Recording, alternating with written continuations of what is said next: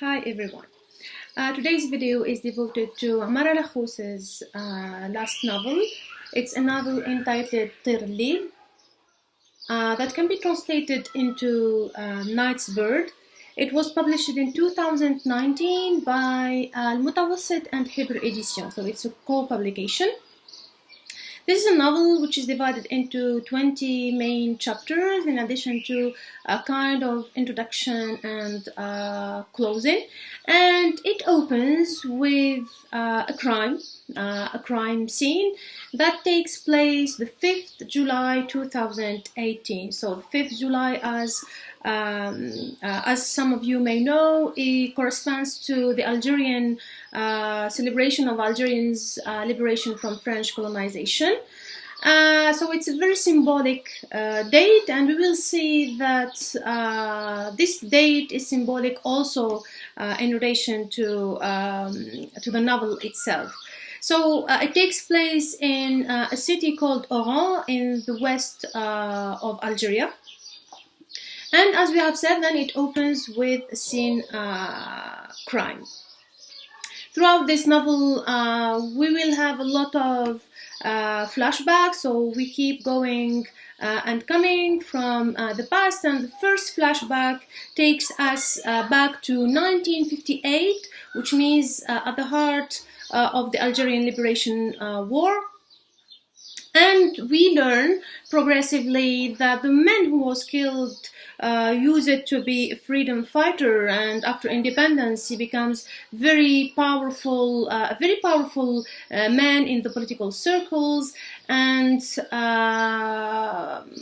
as the novel progresses, we encounter several other characters, and Amara Lakhous, I would like to say again, in a very interesting way, he succeeds in making his different characters very alive. So we will see not only the story of our main characters, but we will also follow the stories of other characters as well. So we have the main character or the protagonist is a man called Al-Aqid or Colonel Karim Sultani.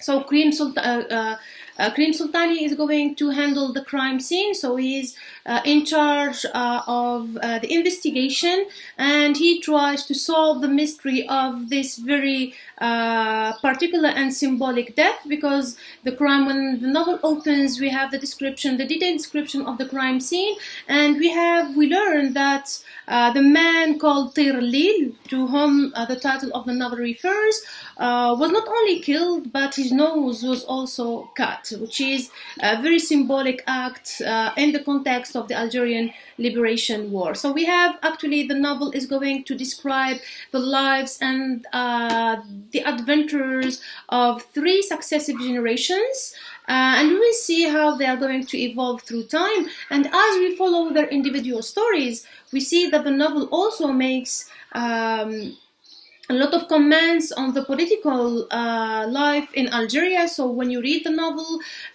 you see that this is a highly political novel. So it's a mystery novel, because we see that Karim Sultani, through his investigation, is trying to solve this very important crime, but at the same time, through his different encounters and through his own perspective, we have a lot of reflections on what was happening in Algeria and what happened in Algeria since the Algerian Liberation War, through the different decades afterwards. So then, this is a novel about honor, about commitment, about betrayal, about manipulation, about politics, violence, revenge, love. And as we have said earlier, we can follow all these issues through the